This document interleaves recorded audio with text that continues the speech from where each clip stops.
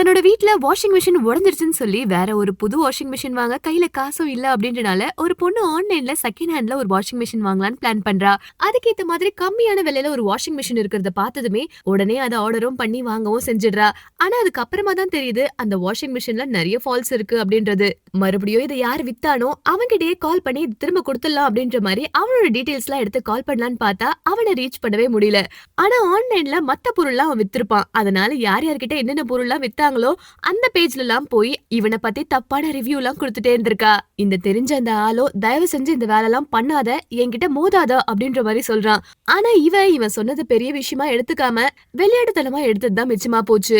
ஏன்னா அடுத்த நாள் இவளோட கம்ப்யூட்டர் ஹேக் பண்ணது மட்டும் இல்லாம வேணும்னே நிறைய பேரை கால் பண்ண வைக்கிறது. இவன் ஃபுட் ஆர்டரே பண்ணிருக்க மாட்டா. ஆனா நிறைய பேர் வந்து நீங்க ஆர்டர் பண்ணிருக்கீங்கன்னு சொல்லி நிறைய டெலிவரி ஏஜென்ட் அவங்க வீட்டு வாசல்ல நிக்கிறாங்க. ரொம்பவுமே இன்ட்ரெஸ்டிங்கான கிரைம் த்ரில்லரான இந்த மூவியை ஃபுல்லா பார்க்க கீழ இருக்கிற லிங்கை கிளிக் பண்ணி பாருங்க.